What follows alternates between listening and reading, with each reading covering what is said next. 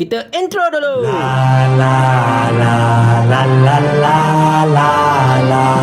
Mulakan malam ini dengan membaca Ummul Quran Al-Fatihah. A'udzubillahi minasyaitonir rajim. Bismillahirrahmanirrahim. Alhamdulillahirabbil alamin.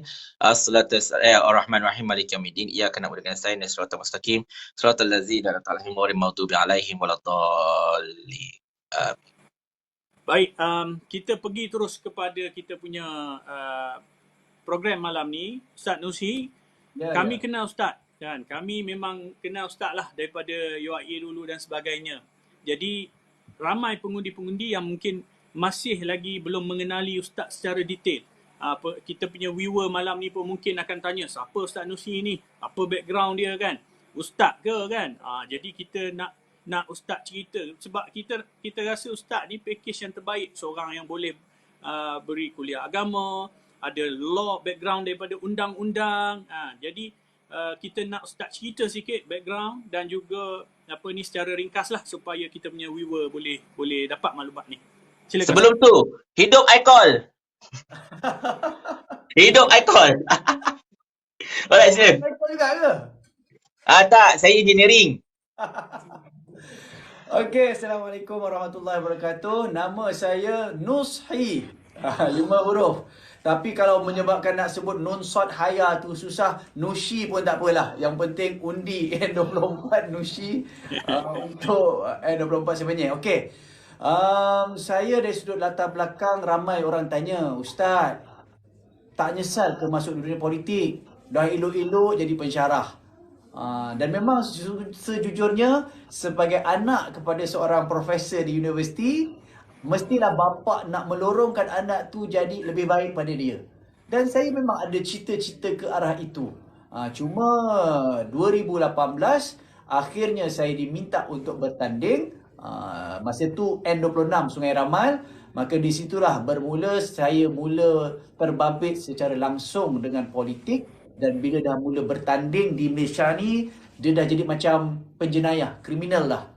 Bila dah jadi bertanding, jawatan-jawatan dalam penasihat syariah bank kena resign.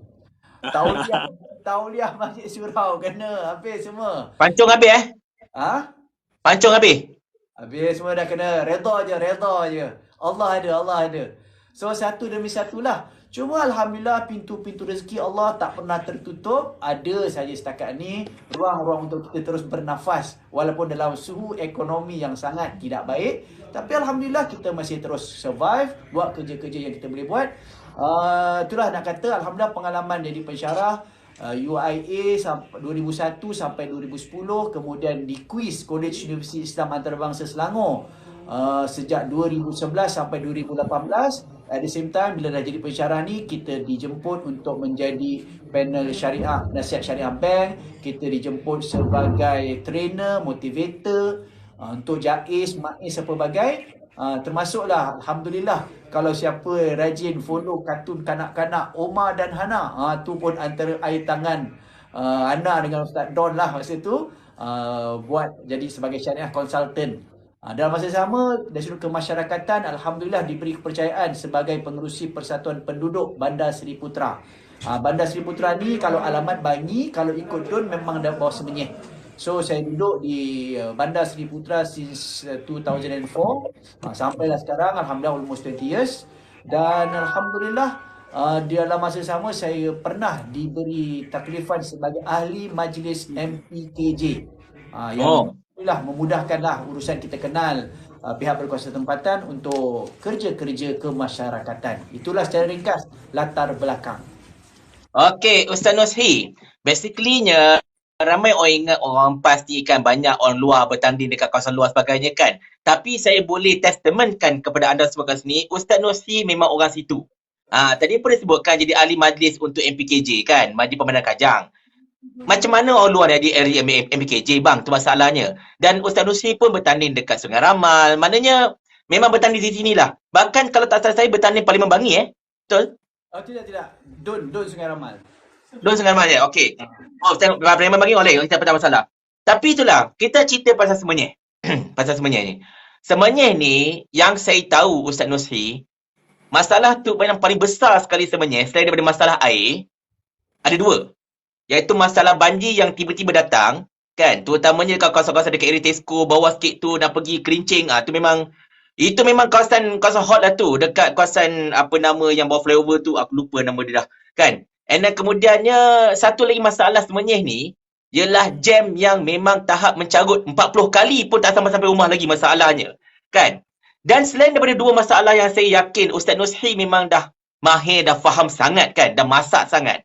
Jadi, apa lagi isu-isu tempatan dekat Semenyih ini yang Ustaz Nuzhi memang nampak sekian lama, yang memang Ustaz Nuzhi rasa macam, geramnya, aku dah kena selesaikan masalahnya, kan? So, mungkin Ustaz Nuzhi boleh terangkan kepada penghuni-penghuni Semenyih ini, apa yang Ustaz Nuzhi nampak, kepincangan-kepincangan ataupun masalah-masalah yang berlaku dekat Semenyih, dan kemudian maybe, if you have any kind of ideas or strategy to rectify everything. The floor is yours, sir.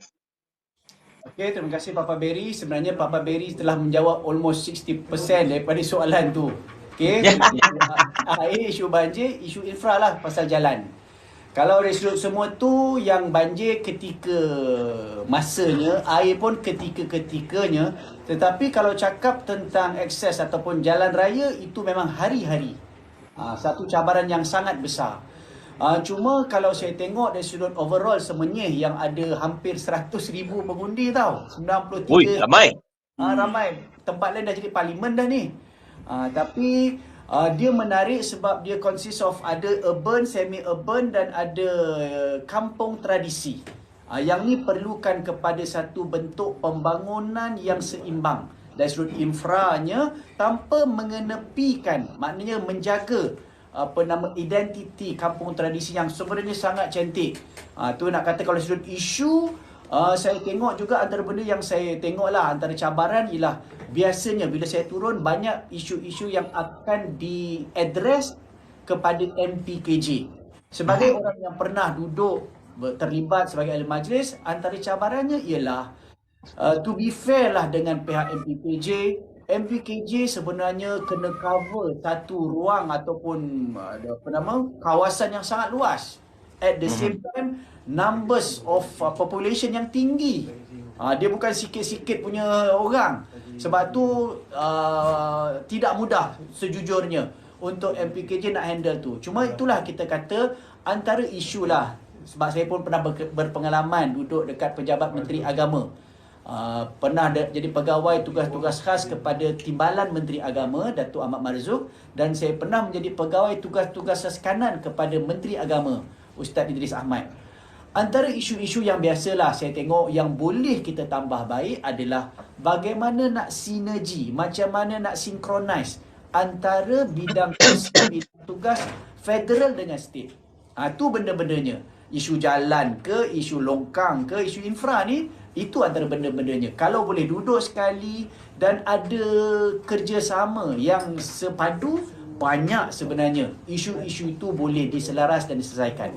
Kedua, sebagai orang yang duduk di Semenyih, saya tengok sebenarnya Semenyih berpotensi untuk bangun dan bangkit sebagai satu daerah yang boleh ke depan. Cuma mungkin dari sudut geografi, biasalah cara kita punya perancangan bandar, pembangunannya biasanya terlalu berpusat. Malaysia yang luas ni, minta maaf, tertumpu kepada Selangor, PJ, KL. Tapi Kelantan, tepi-tepi tu sampailah Sabah, Sarawak, sepertinya tidak mendapat perhatian. Mungkin itulah juga yang berlaku kepada Semenyih yang berada di hujung, di selatan negeri Selangor. Yang perlu sebenarnya mendapat perhatian agar seimbang. Bukan hanya nak cantik, bersih, sistem yang sempurna di PJ, di Subang, Shah Alam, tapi kita harap benda itu. Sebab tu saya nampak akhirnya dari sudut kesejahteraan, kebahagiaan masyarakat itu, saya tengok sebaik-baiknya ialah peranan yang seoptimum mungkin kita boleh tambah baik dari sudut pihak berkuasa tempatan. Itu yang saya nampak lah. At the same time, potensi yang saya sebut tentang Semenyih, bila saya turun-turun ni, macam-macam kelab-kelab yang hebat-hebat sebenarnya yang boleh kita tonjolkan. Ada player-player bola negeri Selangor, Red Giant yang ada pada hari ini pun sebenarnya hasil daripada kelab-kelab bola sepak yang ada di Semenyih. Ni benda-benda yang saya tengok selain daripada pusat peranginan, pelancongan pun boleh kita ketengahkan yang ada dekat Semenyih ni. Baik, Okey, Nurul. terima kasih calon kita atas penerangan tadi. Okey, tadi masalah yang Papa Berry highlightkan yang kebetulan memang berlaku di Semenyih kan. Jadi selain daripada tu, Ustaz, dah beberapa hari Ustaz berkempen, bertemu dengan pengundi, ada tak spesifik isu yang contoh Ustaz pergi satu tempat, orang cerita hal tanah kubur, orang cerita hal longkang, orang cerita hal sampah yang kita nak tahu yang kegagalan adun ataupun kerajaan sebelum ini untuk menyelesaikan isu tu ada tak? Cuba Ustaz share sikit. Sejujurnya Alhamdulillah yang saya dah cover almost 70-80% lah daripada 23 JPRU yang ada di Semenyih ni. Rata-ratanya bila saya turun, diorang semacam, ini saya just share, semacam tak berapa nak fokus kepada isu untuk diorang mengadu kepada saya. Isu diorang datang dekat saya, tahniah Ustaz, terima kasih Ustaz jadi calon Semenyih, kita kena tukar. Tu je Ustaz. Ni saya jujur saya cakap. Seolah-olahnya diorang tahu ada masalah, tapi masalah nombor satu tukar kerajaan. Ni minta maaf saya sebut ayat-ayat ni. Tak kiralah dia orang UMNO ke, orang TR ke apa, itu fokus setakat ini. Maknanya dia dah hilang kepercayaan langsung kepada kerajaan yang ada hari ini. Dia nak tukar dulu, baru cerita-cerita pada masalah. Betul Ustaz? Saya takut cakap benda macam tu, masalah ni kita yang jujur ni. Tapi itulah yang diorang cakap dekat saya. Makna kata, minta maaf ni, ketua cawangan UMNO lah ke apa. Kan kesian pula diorang kena cari nanti kan. Tapi itulah ayat-ayat diorang. Ustaz, terima kasih jadi calon. Kami nak tukar, tu je dulu Ustaz. Isu, apa, tukar dulu. Tu ayat diorang. Ustaz, saya ringkaskan mudah je lah Ustaz. Dia orang nampak muka Ustaz, dia ada aura wali-wali tu. Terus tenang hati Ustaz tu kira. Ampun. Tak terbang ni, jadi wali semua ni. Weh anak papa, jangan screen record benda ni Jangan cakap aku tak sup gila dengan Ustaz Nusri kata Ustaz Nusri wali Ini ayat biasa, titong-kitong kalau gurau-gurau. Ini wali-wali punya tahap ni, macam tu lah kira. Tu kisah je. Nurul, sama kalau soalan. Ya, okey. Sementara kita grill Ustaz Nusri lagi, minta semua viewers kita tap-tap screen, share supaya lebih ramai lagi masuk. Kita naikkan balik kita punya viewers. Macam semalam kita dapat sehingga 1,600 viewers, mengalahkan Papanon. Papanon tak boleh tidur lena sebab macam mana budak-budak Papa Berry ni boleh dapat viewer lebih daripada dia. Jadi hari ni kita bagi dia lagi sekali tak boleh tidur dengan lebih tinggi lagi daripada tu. Come on, share ya. Oh yes. Okey, baik. Ustaz Nusri, kita pergi pula lebih luas daripada Selangor. Tadi kita bercara khas Selangor. Okey. Hari ni sekarang ni kita bercakap tentang keseluruhan negara kita. Pandangan Ustaz tentang macam mana kerajaan yang ada pada hari ini yang kononnya satu ketika dulu menjanjikan macam-macam. Hari ini menang, besok minyak turun, tarif elektrik turun, tarif air turun, itu turun, ini turun, macam-macam turun. Tapi hakikatnya tak ada yang turun. Semuanya naik kan? Dan juga pelbagai teori-teori yang mat teori kita tu menyatakan macam-macam teori, akhirnya semua jadi sejarah sahaja. Jadi pandangan Ustaz, apa yang sepatutnya kerajaan buat untuk menyelamatkan ekonomi negara kita sebenarnya, dan apa yang kalau kita Perikatan Nasional diberikan peluang kita akan buat? Ini soalan bocor untuk Rafizi supaya dia boleh tiru. Nak tiru ke dia? Nombor satu saya takut nak cakap sebab benda ni andai katalah kita diangkat, kita pun kena bertanggungjawab di atas apa yang kita cakap. Nombor satu saya tengok masyarakat semakin matang. Itu dulu nombor satu. Maknanya saya tengok politik yang ada di Malaysia ini dah berubah. Kalau siapa yang masih terlalu memfokuskan kepada blaming others. Ni salah PM yang ni salah ni salah ni. Kalau terlalu fokus kepada situ, minta maaf saya melihat itu politik outdated. Orang dah tak pakai politik nak salah menyalah. Ya, kita kena cari root cause. Kita kena cari apa problem untuk kita solve the problem. Tetapi kalau terlalu mencari salah orang, saya rasa itu masih budaya pembangkang. Minta maaf saya sebut. Sebagai kerajaan, kita kena ada clear direction. Tetapi yang kita tengok pada hari ini, 8 bulan yang berlalu, dia masih belum menjiwai jiwa sebagai negarawan. Watak negarawan tu belum muncul, belum hadir. Dia masih berretorik, berkhayal dan berseronok-seronok dalam dunia fantasi, dunia populis. Sedangkan kita perlukan dasar-dasar yang jelas. Yang ni yang kita takut. Sebab tu dalam dunia akademik, ketakutan kami dalam dunia akademik, kita terlalu banyak bercakap tentang teori. When it comes into practical, fail. Sebab tu kalau Nurul Islam ingat, korang pun belajar, macam mana pun dia ada satu period untuk internship, untuk practical. Supaya apa yang kita belajar tu berpijak di bumi yang nyata. Barulah benda tu realistik. So macam tu yang kita tengok. Dari konteks kerajaan yang ada pada hari ini, diorang bukan orang yang baru dalam dunia politik. Dah berpuluh tahun dah sebenarnya. Dah level dinosaur dah sebenarnya. Sepatutnya dah ada dasar-dasar yang jelas dan apa hala tuju yang nak dibuat. Cuma mungkinlah kita pun ada pengalaman duduk dalam kementerian. Cabarannya ialah ni minta maaf lah saya sebut sepotong hadis Nabi SAW. Nabi kata apa? Idza aradallahu bil amiri khairan ja'ala lahu wazira sidqin. Kalau Allah nak bagi seorang pemimpin itu kebaikan, Allah jadikan pembantu-pembantunya orang-orang yang jujur dan benar. Idza nasiya dzakarahu. Kalau pemimpin itu terleka, terlupa, ada orang yang tolong peringat.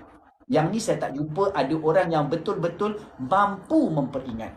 Wa idza dzakara a'anahu. Kalau dia teringat, ada tim, ada support system yang betul-betul support, bantu dia buat.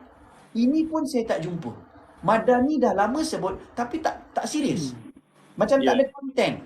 Macam just slogan. Tapi Nabi sambung, wa idza aradallahu bil amiri ghairi talik. Tapi kalau Allah nak pemimpin itu jadi yang sebaliknya, Allah jadikan baginya pembantu-pembantu yang jahat. Idza nasiya lam yudzakirhu. Kalau dia terlupa, tak ada siapa tolong ingatkan dia. Dan kalau dia beringat, tak ada orang nak bantu. Yang ni saya takut. Na'udzubillah, kalau kita pula diberi taklifan sebagai pemimpin, tiba-tiba, mana orang kiri kanan aku? Semua hilang. Semua tak nak bagi peringatan. Sebab tu saya tengok kerajaan yang ada pada ini, minta maaf lah, ni saya punya simple analisis lah. Kerajaan hari ini seperti ada 3 orang menteri saja. Yang pertama PMX, yang kedua Timbalan, yang ketiga Saifuddin. Yang lain macam tak wujud. Minta maaf lah kasar ke ayat ni, tapi jujur, ayat jujur. Yang lain macam tak berapa nak ada. Allah, kesian Bang Mat kita tu Ustaz. Jangan nak provoke ni kita ayat jujur. So saya membayangkan, sebab yang lain bila buat satu-satu decision dasar macam tu je kena kerat, macam tak ada mesyuarat kabinet. Betul. Yang ni saya rasa pelik sebab diorang bukan orang baru dalam kerajaan. Sepatutnya benda tu mestilah ada ketah dasarnya, ada macam-macam lah perbincangan. Tapi macam tu je kena sailang. Sebab tu yang akhirnya kita sebenarnya dalam konteks tak katalah sampai peringkat kerajaan, Dun Semenyih ni pun saya tak mampu nak gerak seorang-seorang. 3 orang pun tak mampu.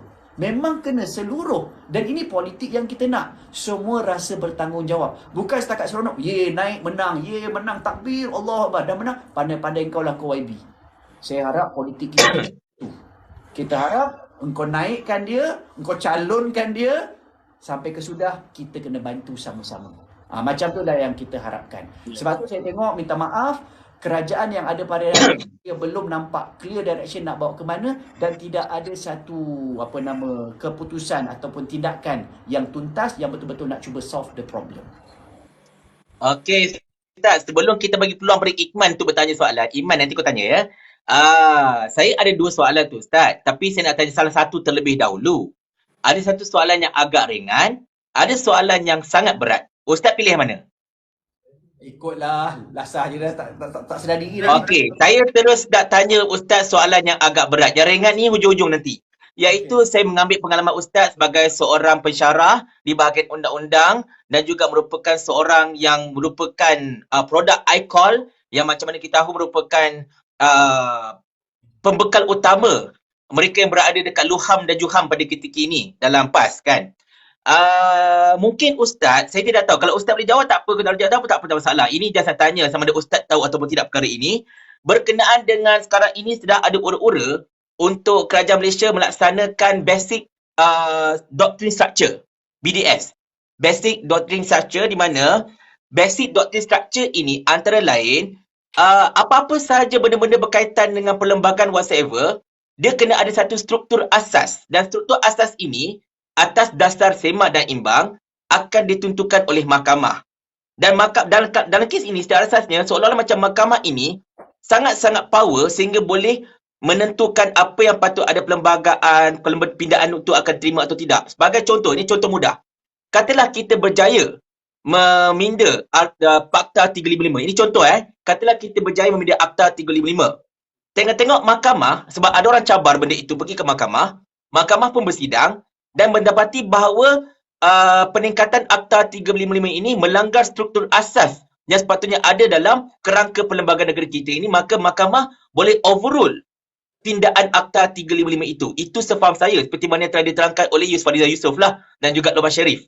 Jadi seandainya kalau Ustaz ada pengetahuan berkenaan perkara itu, mungkinlah sedikit ulasan ringkas kepada Ustaz berkenaan dengan adakah patut BDS ini diterima pakai di negara kita ataupun tidak. Sedangkan di negara kita ini dah diharamkan sejak lama, sekian lama. Tengok-tengok cuba dibawa kembali ketika era kerajaan 22 bulan dan cuba dibawa kembali pada ketika ini. Sila Ustaz. Okey. To be frank, itu bagi saya terlalu spesifik kepada bidang constitutional law.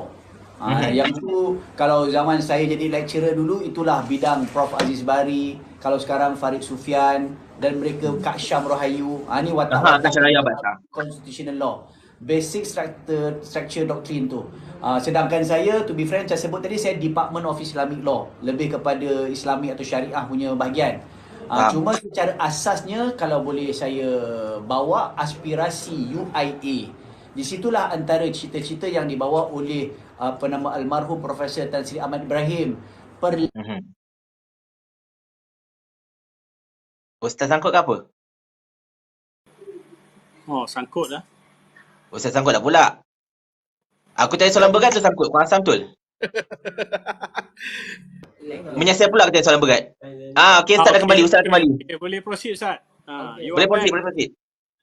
Tak tahu sangkut kat mana tadi. Cuma asasnya tadi saya nak katakan di dalam spirit UIA nak bawa suara orang-orang macam Profesor almarhum Tan Sri Ahmad Ibrahim. Akhirnya yang penting ialah siapa yang duduk dalam judiciary. Yang tu yang penting akhirnya. Kalau watak-wataknya tak kiralah dia orang syariah ke dia orang apa, tapi ada jiwa Islam, insya-Allah watak-watak ini akan cuba mengharmonikan undang-undang yang sedia ada dengan apa yang ada dalam negara kita. Tak silap saya lah, ni saya tak nak pergi jauh. Basic structure doctrine ni ambil daripada India pelbagai. Yang tu yang kita tengok sebenarnya banyak benda, termasuklah minta maaf agama sendiri pun kadang-kadang benda tu hebat. Contoh, ambil dekat mana ni Ustaz? Ini daripada Saudi. Tapi tak semua yang ada daripada Saudi tu sesuai terus kita implement dekat Malaysia.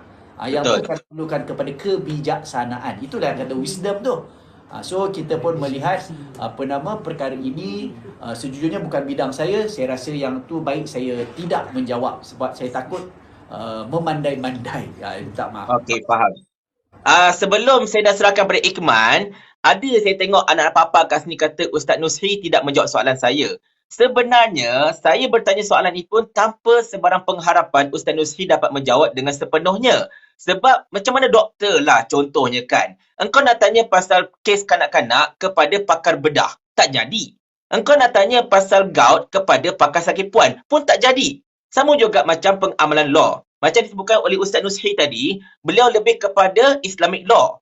Betul, undang-undang syariah. Bukannya benda yang saya sebut ini adalah lebih kepada struktur perlembagaan itu sendiri.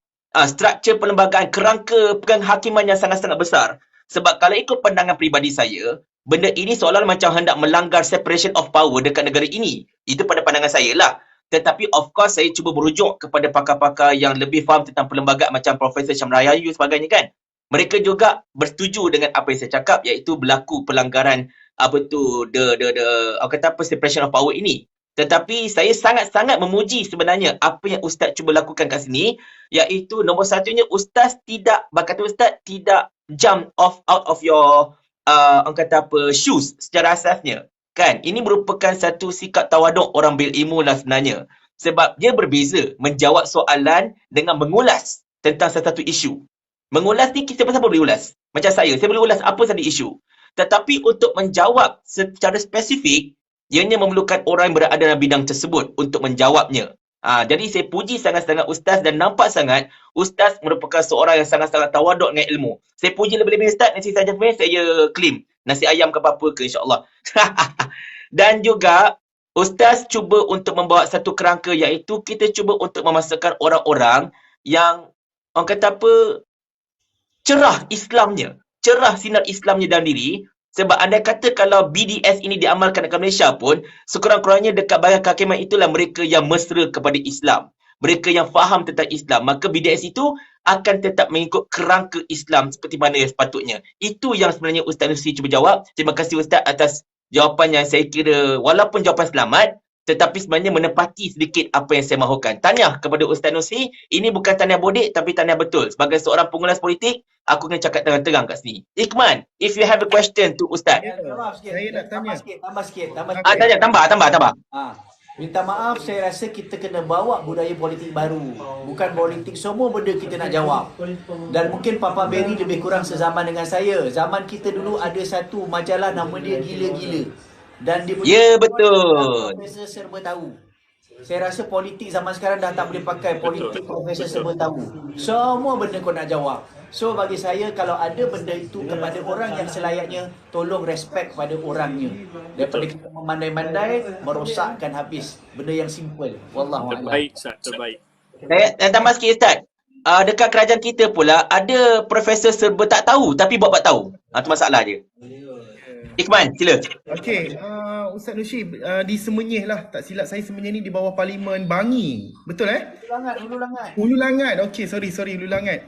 Okey, sebagai membawa satu watak Ustaz, bagaimana Ustaz mendempani pengundi-pengundi yang bukan Melayu, yang sekarang ni diorang dibina persepsi PAS ni sangat ekstrim dengan agamanya. Macam mana Ustaz berhadapan dengan pengundi non-Muslim? Okay, to be frank, di Semenyih yang Malay Muslim ni almost 72%. Okay, Betul. dalam beberapa belas Chinese, beberapa belas Indians. Yang daripada 23 JPRU yang saya pergi tu, ada satu atau dua je lah yang ada majoriti non-Malay. Okay, so sejujurnya dari sudut itu, bila kita santuni mereka, seperti biasa kot buat masa ini, saya secara personal belum nampak riak peralihan atau swing sebagaimana orang Melayu yang terang-terangan menzahirkan swing tersebut.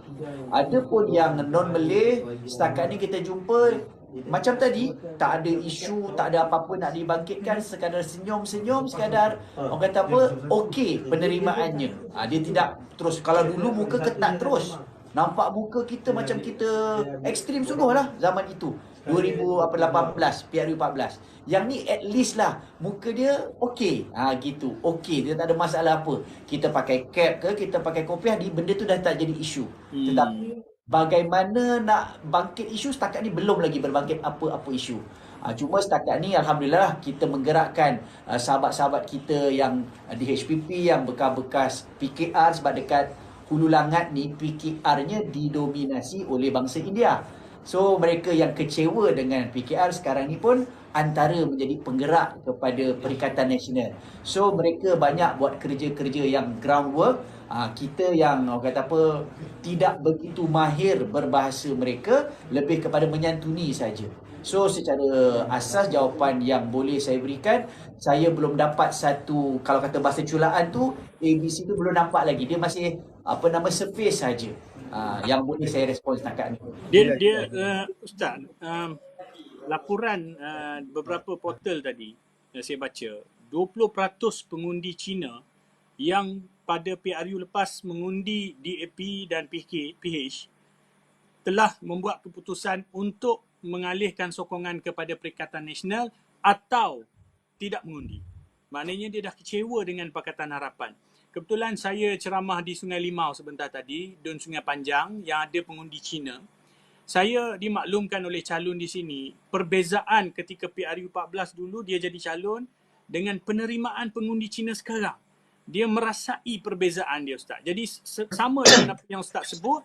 Jadi saya rasa fenomena ataupun peralihan undi 20% ini berlaku di keseluruhan Selangor. Dan insyaAllah kalau benda ni, momentum ni diteruskan, insyaAllah 20 Ogos nanti Kerajaan Perikatan Nasional Selangor akan terbentuk, insyaAllah.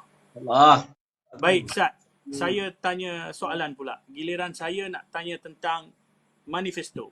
Saya tahu manifesto Perikatan Nasional akan dibentangkan dan kemudian akan dikeluarkan kepada umum, dan insyaAllah kita kawan-kawan, influencer dan sebagainya ternanti-nanti untuk membawa manifesto ini ke tengah-tengah masyarakat. Betul. Pengetahuan semua pengundi. Semua ready dah, Ustaz, standby dah.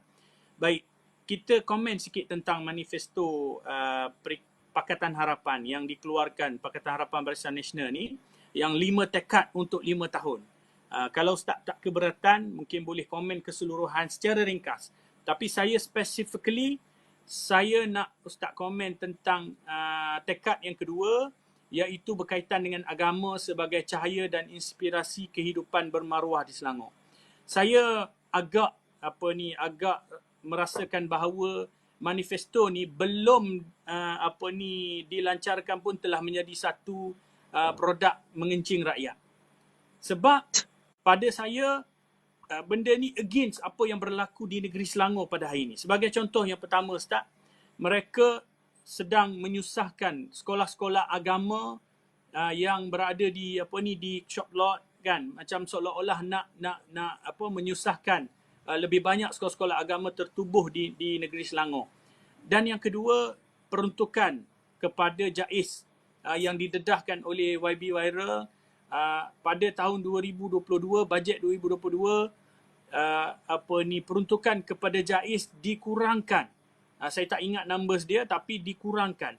Dan juga dari sudut projek-projek yang sepatutnya dibuat, pembinaan masjid, pembinaan infrastruktur dan sebagainya untuk program-program keagamaan yang tidak dilaksanakan banyak.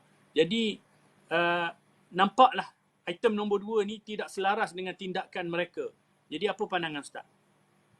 Okey, dari sudut 5 tekad manifesto PH itu, sejujurnya saya tak go through secara detail lagi buat masa ni.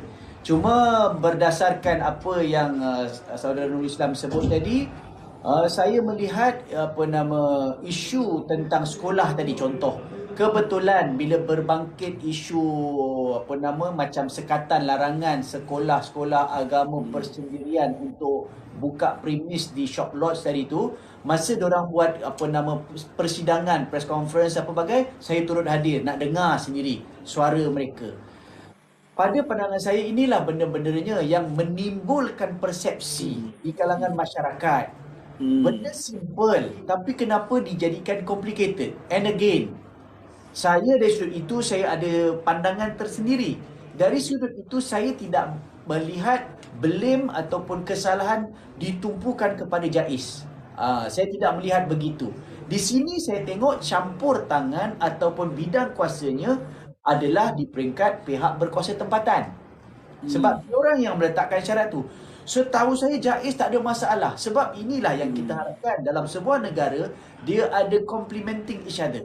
Yang ni JAIS ada peruntukan ni, kita buat ni. At the same time rakyat bangun. Okey, boleh tak support lagi, sebab tengok sambutan rakyat, demand tu lebih tinggi lagi. Apa yang diperuntukkan oleh JAIS tu sudah bagus, tapi orang nak lagi. Tak cukup sekolah-sekolah agama persendirian ni. Maka silakan buka. Yes, that's right. Tu saya tengok JAIS very supportive. Cuma macam saya sebut tadi, isunya adalah antara bidang kuasa. Yang ni nak buka sekolah boleh, tapi nak kena kelulusan bomba lah, kelulusan pihak berkuasa tempatan. Dan yang berlaku itu pun saya tengok, minta maaf pada pengamatan saya, saya lihat dia tidak general. Dia hanya PBT tertentu. Yang tu yang menimbulkan kenapa benda itu boleh berlaku. Sepatutnya benda-benda yang boleh dipermudahkan, menggunakan budi bicara boleh digunakan. Yang kita katakan daripada soal persepsi. Yang kedua, bila sebut tentang isu bajet dan apa, saya harap for sure kita nak peruntukan yang besar sentiasa diberikan kepada segmen agama. Dan cumanya bagi saya dia kena disertakan dengan political will. Makna kata kita ada clear target apa sebenarnya duit tu. Betul kita perlukan infra, tapi saya risau sebenarnya kalau mentaliti kerajaan ataupun rakyat awam melihat bajet yang besar mesti ditumpukan kepada pembangunan fizikal. Pada saya pembangunan fizikal perlu, masjid, sekolah, what not. Tapi saya mengharapkan peruntukan itu disalurkan dalam jumlah yang tepat, yang terbaik, yang sesuai untuk pembangunan manusia.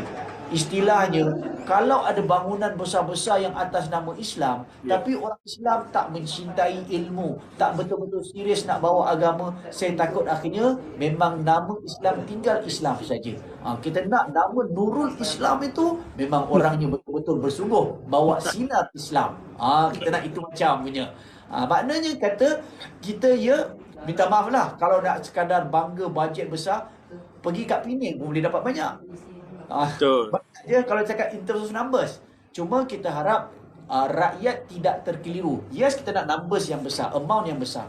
Tetapi bagaimana amount itu benar-benar membangunkan manusia selain daripada soal infra. Terima kasih Ustaz. Sebelum sahabat lain continue sesi ni, saya nak jawab sikit. Ada tadi anak papa komen. Dia kata Datuk Seri Azmin telah sebut beberapa item dalam manifesto kita dalam ceramah malam tadi. Antaranya ialah isu air percuma. Jadi dia kata kita ni, manifesto kita tiru PHBN ataupun kerajaan yang ada sekarang ni. Saya nak bagi tahu anak papa ni, dia mungkin baru lahir semalam kot, kan. Untuk pengetahuan, isu program air percuma dimulakan oleh Tan Sri Khalid Ibrahim bersama dengan kerajaan yang PAS adalah sebahagian daripada kerajaan tu. Jangan buat-buat pandai, buat-buat palatau macam tahu semua benda. Ni nak ajar sikit. Amiruddin hanya tiru apa yang dibuat oleh arwah Tan Sri Khalid. Silakan Papa. Ada penambahan sedikit. Okey, penambahan apa Nurul cakap. Nurul cakap secara umum, saya spesifikkan. Program air percuma untuk rakyat Selangor sebanyak 20 meter padu. Ini saya nak beritahu kepada anak-anak Papa yang mungkin sekarang ini baru nak kenal politik. Anda jangan terkejut. Pada tahun 2008, PAS menjadi sebahagian daripada kerajaan negeri Selangor. Okey, dan itu berterusan hinggalah ke tahun 2015. Dan 2016 ketika PAS telah ditendang keluar dari Pakatan Rakyat, maka masa itulah baru PAS tidak ada dalam kerajaan tersebut. Okey.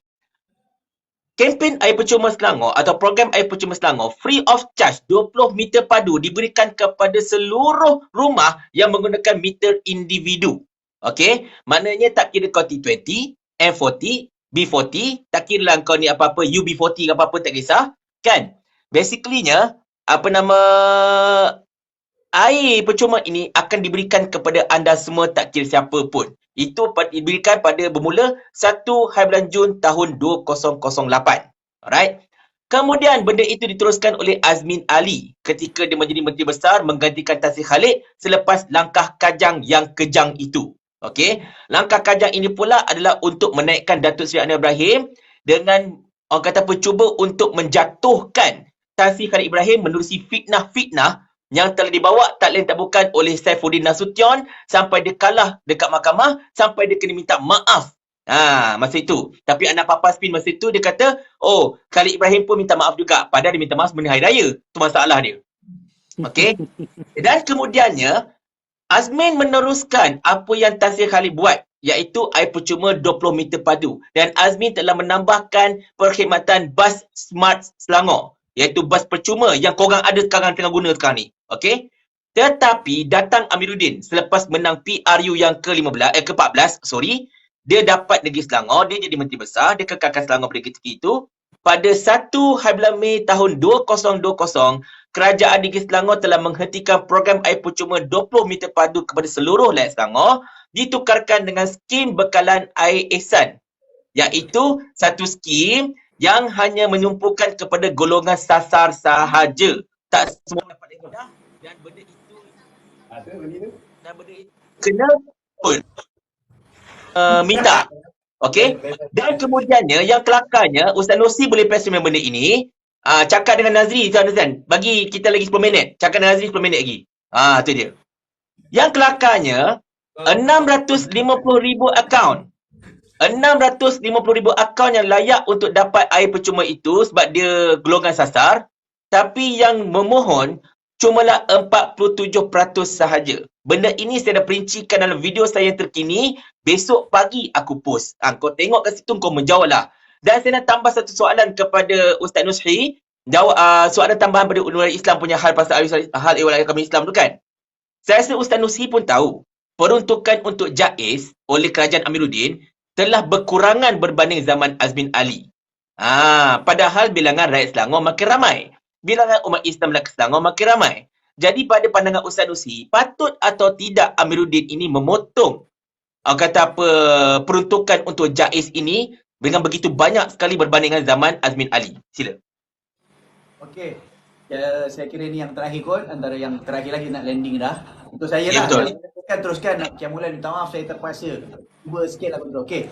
For Apa sure, benda-benda ni lah yang menyebabkan masyarakat Muslim di negeri Selangor ataupun negara Malaysia terasa sangat tak selesa dengan tindakan-tindakan seperti ini. Yang ini akan memberikan gambaran bahawa adakah ini membayangkan DAP sangat dominan? Sebab kita PAS bukannya asing dalam kerajaan negeri Selangor. Kita pernah duduk sekali dan kita tahu perangai-perangai diorang. Bukan setakat menyekat, bukan setakat nak menghalang. Diorang pula nak demand lebih-lebih. Cuma saya rasa ini bukan medannya lah nak ceritakan apa yang diorang buat. So minta maaf lah dengan rakan-rakan sekutu DAP di dalam kerajaan negeri Selangor yang ada ketika membuat bajet itu ataupun manifesto itu. Saya tak rasa yakin ada rakan-rakan sekutu DAP yang berani untuk menyuarakan hak orang Islam.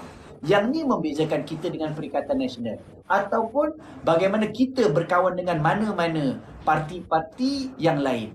Makna kata, di sinilah perlunya ada strong political will, strong prinsip.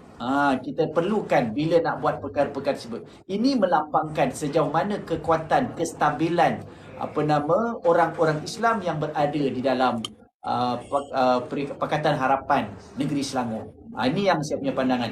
Sebagai mewakili rakyat negeri Selangor, sudah barang tentu kita rasa kecewa kalau itulah yang berlaku dalam konteks negeri Selangor.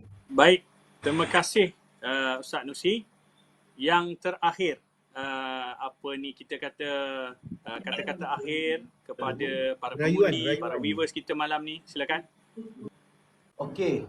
Saya conclude dengan suatu pengalaman lah yang bagi saya 6 hari yang berlalu ni lebih kurang memberikan suatu gambaran masyarakat Semenyih khususnya kelihatan semakin matang. To be frank kami di Semenyih ni ada beberapa lah, nak kata banyak macam tak sedap pula. Ada beberapa tempat yang selama ni bukan kata kami nak masuk, bendera nak pacak pun tak lepas. Terus terang cakap, bendera nak pacak pun tak sebab pacak dah kena halau. Tapi budaya itu semakin beransur, masyarakat semakin matang. Dia nak undi siapa, itu hak. Kita berikan hak kepada mereka. Tetapi bila mereka membuka pintu, membuka hati kepada kita untuk masuk kampung mereka, memberikan penerangan, ziarah dan sebagainya, dan mereka sendiri bawa kami masuk. Ini satu perubahan yang saya harap dia bukan hanya di Semenyih, dia bukan hanya di Selangor, tapi kita harap inilah politik baru yang ada di Malaysia.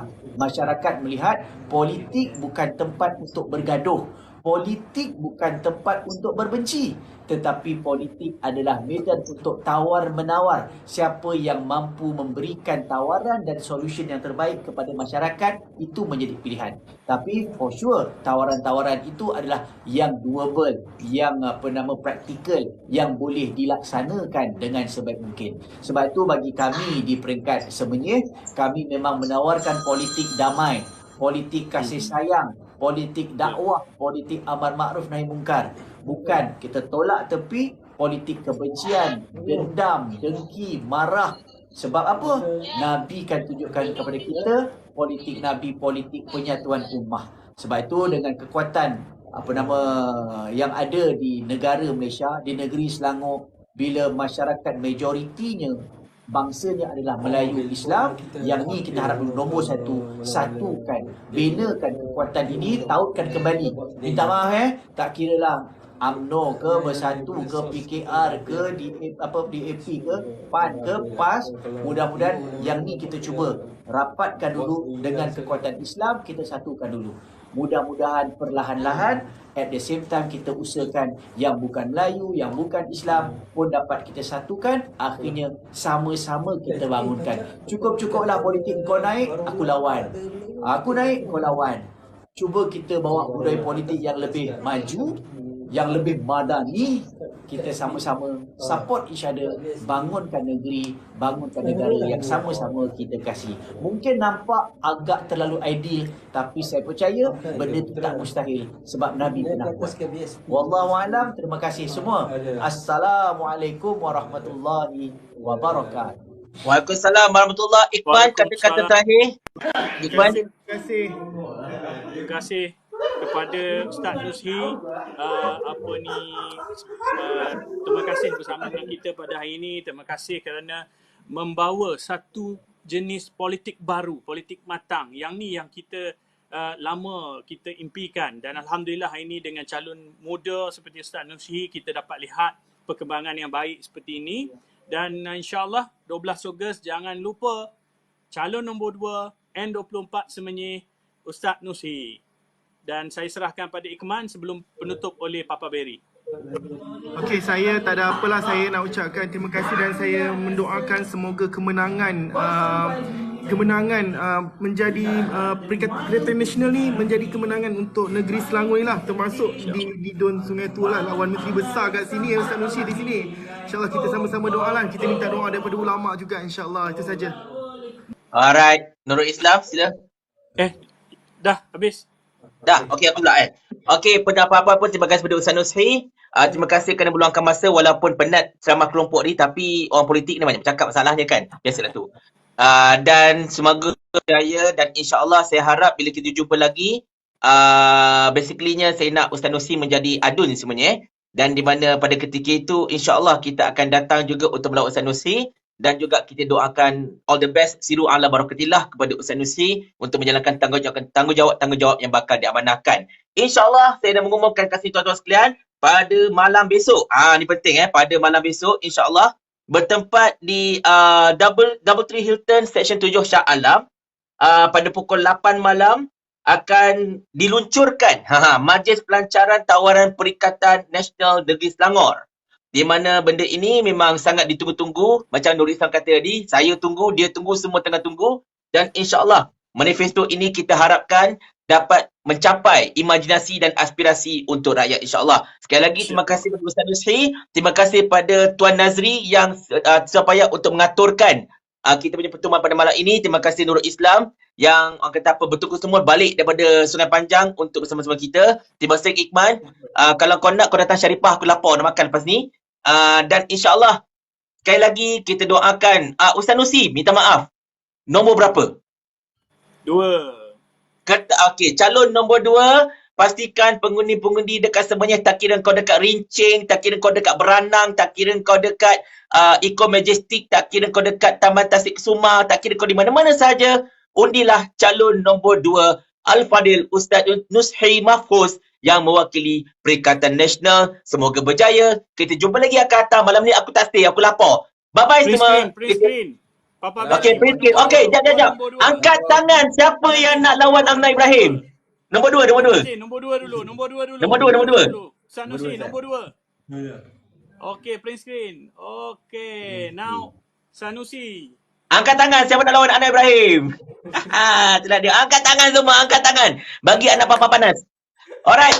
So kita tutup kita punya usrah pula dah, masya-Allah. Teman-teman nak rakit itu. Kita tutup kita punya podcast dengan tasbih kifrah dan suatu as. Anak live kan. Baik, Assalamualaikum. Terima kasih semua. Jumpa lagi akan datang. Okey, Pulau Penajam Tengah. Bye-bye semua. Selamat mengundi. Jumpa lagi malam esok insya-Allah. Bye-bye.